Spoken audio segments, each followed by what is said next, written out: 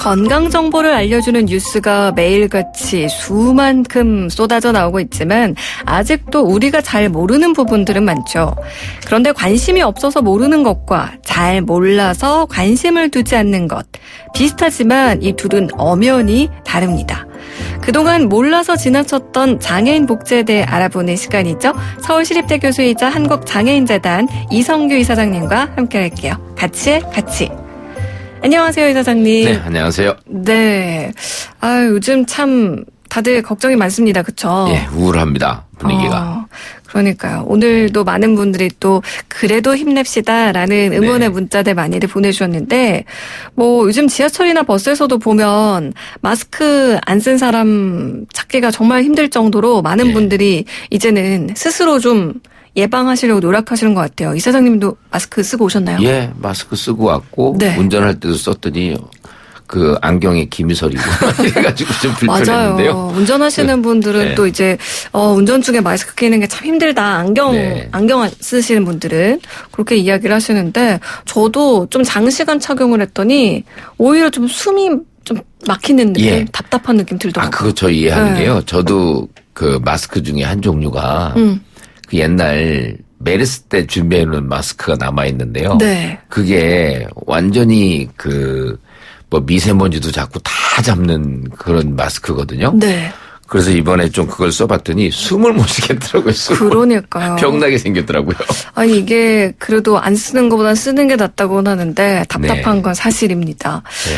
그리고 다들 알고 계시겠지만 한 번 더 말씀을 드리면 이 마스크 착용은 필수고요. 흐르는 물에 30초 이상 손을 깨끗이 또 씻어주셔야 하시고 그다음에 기침이 나올 때는 손으로 가리고 하지 마시고 옷소매나 아니면 휴지, 손수건 또는 손수건 휴지 이런 거에 기침을 하시고 이제 휴지 같은 경우는 바로 쓰레기통에 버려주시고 하셔야겠습니다.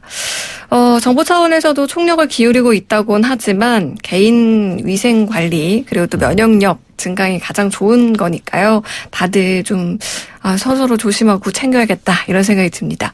이사장님도 또 건강 챙기시고요. 예, 감사합니다. 우리 청취자 여러분들도 챙기시고요. 빨리 각자가 챙겨서 이 사태를 우리 인간의 힘으로 다시 빨리 종결시켰으면 좋겠습니다. 그렇습니다. 자, 오늘은 어떤 이야기 또 함께 해볼까요? 예, 지금 감기 바이러스 말씀을 하셨지만 또 장애인들한테는 이 병원에 가는 문제들도 장애인들이 만약에 이 바이러스 걸리면 더 힘들지도 몰라요. 중증 장애인들은 병원에 가기도 그렇고. 그런데 어쨌든 이번 기회에 중증 장애인들을 포함한 장애인들의 어떤 의료 접근권 이런 부분들을 좀 한번 알아볼까 합니다. 네, 장애인들의 의료 접근권, 의료 시스템에 대한 이야기 나눠볼 텐데요. 만약에요, 이사장님, 아예 이제 거동이 완전히 불편한 그런 장애인분들은 병원을 어떻게 가야 할까요? 119 구급차 불러야 할까요? 그렇죠. 이제 병이 발병을 해서 위급 상황이 되었다 하면 심장마비가 걸렸다거나 그러면 119 구급차를 사용할 수는 있는데 그런데 이제 장애인들이 그것이 아닌 평상시에 구급차를 부르려면 사설 구급차를 이용할 수밖에 없어요.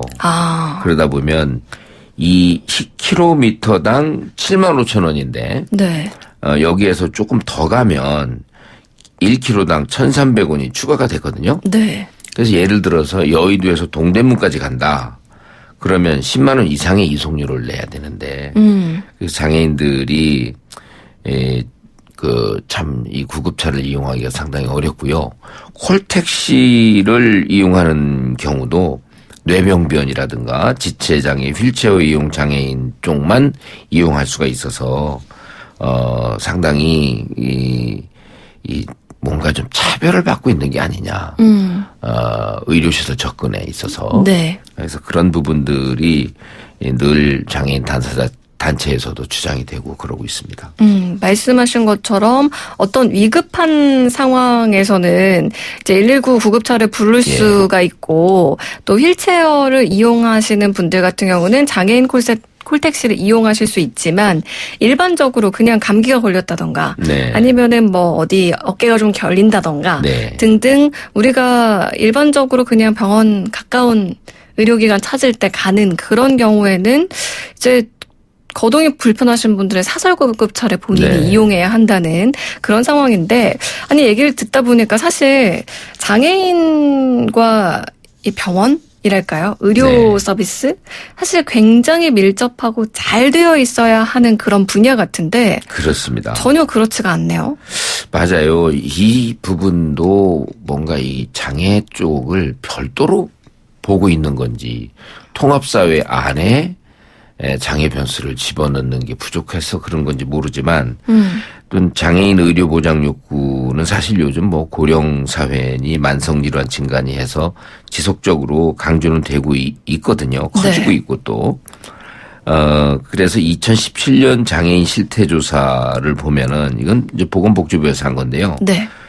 내가 건강 상태가 나쁘다라고 응답한 비율이 비장애인 전체는 18.4%에 불과한 반면에 장애인들 쪽은 이 절반 이상이 그러니까 비장애인의 3배 가량인 51.3%가 나는 건강 상태가 나쁘다고 호소를 하고 있고요. 네. 또 만성 질환인 고혈압하고 당뇨의 유병률도 비장애인들의 2배 가량이 높습니다. 그러니까 사실은 병원 문제와 장애인들의 관계는 비장애인들과의 그 관계보다 훨씬 가깝게 엮여 있어야만 되는 거죠. 아무래도 그냥 일반적으로 생각을 해도 장애인이 비장애인보다 의료 서비스가 필요할 일이 더 많을 것 같고 말씀하실 것처럼 더 밀접하게 촘촘하게 뭔가 체계가 잡혀 있어야 될 것 같은데 네. 그렇지 않다는 게 좀 의아하네요. 그렇습니다. 먼저 이제 시설 접근성 측면에 문제가 있는데요. 장애인 환자가 병원까지 이동할 수 있는 교통체계 그리고 편의시설이 상당히 미흡한 걸로 나타났어요. 네. 그래서 장애인 환자들이 거주지에서 멀리 떨어진 대학병원이나 규모가 큰 병원까지 가야만 되고 네. 또 2017년 장애인 100서가 한국장애인개발원에서 나왔는데 서울시 한 개구에 소재한 의료기관 160개를 조사를 해보니까요. 병원의 주 출입구에서 진료실까지 중증 장애인들이 이동이 가능한 곳이 13개밖에 안 됩니다. 160개 중에 13개. 8%죠. 그러니까 이렇게 병원이면 늘 환자가 왔다 갔다 하는데 아니겠어요? 네. 그런데도 주 출입구에서 진료실까지 이렇게 좀 원활하게 이용 가능한 데가 8%밖에 안 된다 그러면 장애인의 의료 접근성에 문제가 심각한 거죠. 사실 우리 질병 중에서는 정말 그냥 병원 가서 진찰하고 약 한두 번 지어 먹고 하면 나을 수 있는 가벼운 질병들도 많은데 이렇게 의료 접근성이 떨어지면은 아무래도 이제 병을 키워서 그렇죠. 병원에 방문하는 일들이 많아질 수밖에 없고 건강은 더 안 좋아지고 뭔가 악순환이 이루어질 것 같은데 네. 병원에 가서도 의료진하고 의사소통이 쉽지 않은 경우도 많을 것 같아요. 장애 종류에 따라서. 그렇습니다. 장애 유형이 이제 뭐 청각장애 같은 경우는 일단 수화통역사가 병원에 배치됐거나 아니면 청각통역센터가 있잖아요. 지역마다. 거기에서 이제 뭔가 파견을 받아서 가야 되는데 이게 통역사 한 명이 적게는 100명, 많게는 900명의 청각장애인을 담당하고 있는 상태이고요. 네. 또 그 병원에 상주하는 통역사를 둔 병원이 거의 없습니다. 그리고 또 시각장애인의 경우는 검진표라든가 진단서에 그 쭉 묵자로 나와 있는 거는 무용지물이잖아요. 그걸 네. 점자로 뽑아줘야 되는데 그런 부분들이 상당히 불편하다. 그래서 의료 접근권이 상당히 떨어진다. 뭐 지체장애 중에 중증 뿐만이 아니라 청각, 시각 같은 경우도 상당히 병원 이용에 문제가 많다. 그렇게 나타나고 있습니다. 사실 통증이나 증상 같은 경우는 우리가 이제 말로 설명하기가 참 힘든 그런 경우들도 많잖아요. 그렇습니다. 여기가 꼭꼭 쑤시고요. 여기는 찌르는 것 같이 아프고요. 네. 뭐 등등등. 정말 표현하기 힘든 그런 것들이 많은데 직접 소통이 안 되면은 물론 뭐 이렇게 수화 통역을 해주시는 분들도 있다고는 하지만 요것도 쉽지 않은 상황이고요. 이렇게 되면은 좀 오진이나 잘못된 처방을 내리는 경우도 생길 수 있지 않을까요? 그렇습니다. 또 이제 여기에서 장애 유형을 지적 발달 장애인으로 간다거나 네.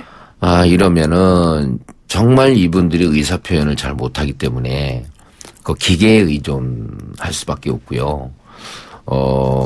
진료의 한계가 많이 드러나는 걸로 나와 있고 또 뇌성마비 같은 경우는 몸이 늘 움직이기 때문에 그 진료를 하고 사진을 찍고 이러는 와중에도 고정시키는 기계가 없으면은 네. 진료 자체가 거의 힘든 상황이고요.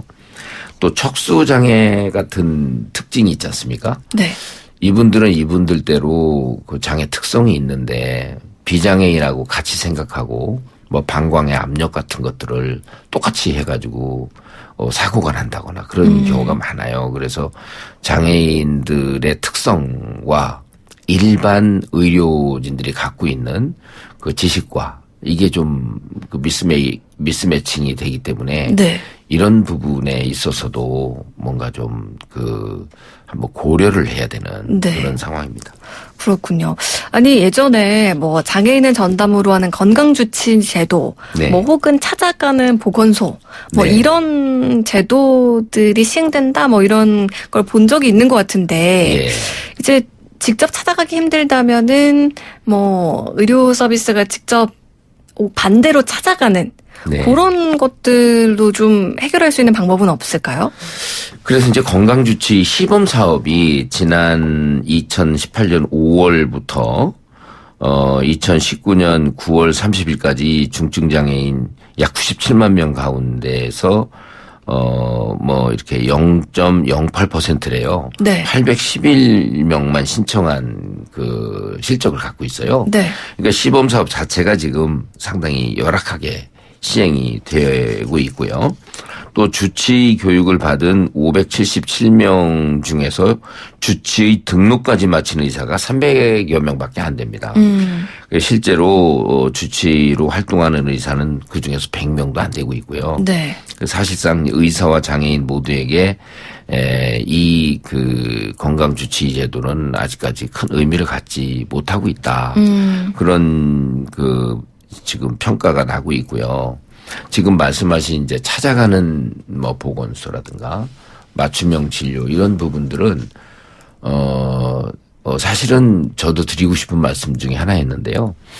지금 그 왕진의 네. 부활이라는 가끔 기사가 뜨잖아요. 네. 그래서 보건복지부에서 작년 12월부터 해서 3년 동안 시범 사업을 이것도 하고 있습니다. 그래서 중증 장애인들한테 왕진 의사가 찾아가면 얼마나 반갑겠어요. 네. 근데 지금 아직 시범 기간이라서 이 사업이 얼마나 확대될지, 얼마나 실효를 거둘지는 이제 두고 봐야 되는 일이고요. 맞춤형 찾아가는 보건소를 포함해서 왕진 의사 부분을 같이 중증 장애인들하고 연결시키면 네. 이게 건강주치 제도와 함께 뭔가 이 체계는 잡힐 것 같아요. 그래서 이런 부분들을 하루빨리 조속하게 네트워킹을 해서 중증 장애인들이 의료 사각지대에 놓여지지 않도록 네. 그렇게 되는 날이 빨리 왔으면 좋겠습니다. 네. 해외 사례도 좀 궁금한데요. 다른 나라는 어떤가요? 뭐 저는 이제 공부를 영국에서 해서 영국 네. 생각이 나는데요. 의료 서비스에 대해서 영국 같은 경우는 이제 뭔가 상당히 포괄적인 의료 서비스를 세금으로 제공을 하고 있기 때문에 장애와 비장애를 같이 커다란 사회 속에서 보고 통합 평등 진료를 하고 있거든요. 네. 이게 이제 1948년부터 이런 시스템이 뭐 도입이 됐다고 볼 수가 있는데 네. 그래서 이제 뭔가 장애와 비장애를 떠나서 영국 국민으로서 몸이 불편한 또 통증이 있는 한 이 사람들은 무료로 봉사를 받지 않습니까? 그게 이제 NHS인데, 물론 이제 그 긴급한 경우는 또 사적인 그런 그 치료를 받을 수도 있습니다만은 이제 그런 부분에서 뭔가 사회에서 국민 구성원 누구에게나 접근하는 의료 시스템을 영국은 갖추고 있다. 네. 이렇게 1차적으로 평가를 할 수 있습니다. 지금 영국 같은 경우는 장애인 의료 서비스의 원칙이 평등 진료를 한다라고 그렇습니다. 이야기를 해주셨는데 또 다른 특징을 좀 구체적으로 볼까요? 그리고 이제 이 지역사회 기반입니다. 역시 아까 말씀드릴 때 멀리 대학병원까지 가려면 너무 힘들고 힘든데 교통편도 여의치 못하고 그런 우리와는 달리 그 지역에 있는 병원들이 지정이 되어 있어서 나름대로 그쪽에 가서 뭔가 뭐 각종 비만 상담이라든가 예방 접종부터 시작해서 건강 교육 이런 부분들을 다 해결을 할 수 있도록 만들어 놨어요. 네. 그리고 처방전 발급이라든가 검진 결과 열람이라든가 이런 부분도 온라인으로 잘 만들어 놨고 그래서 영국 같은 경우는 지역 중심 그다음에 평등 그 통합 이런 형태로 의료 서비스를 접근할 수 있고 이 안에 장애인 변수가 다 녹아 있다. 그리고 그 우리나라가 지금 커뮤니티 케어라는 개념을 자꾸 복지에 도입을 하지 않습니까? 네. 바로 이게 이제 이 영국의 개념이에요. 지역사회 안에서 장애 비장애 노인이 지역사회 안에서 돌아가실 때까지 건강하고 또 같이 누리면서 같이 사귀면서 돌아가신다. 그런 개념에서 여기 건강도 이쪽에 다 녹아서 지역 단위 중심으로 이제 돌아가게 되는 거죠. 네. 이게 이제 상당히 오래된 전통입니다. 이런 부분은 또 우리도 충분히 벤치마킹해서 네. 장애 의료 정책에 좀 긍정적으로 반영을 하고 영향을 네. 줄 수 있으면 좋겠다. 뭐 이런 생각이 드는데 이 소장님 오늘 네. 이 장애인 의료 시스템에 대한 이야기 쭉 해주셨어요. 네. 끝으로 또 신청곡을 한 거 가지고 오셨다고요. 노래요. 네.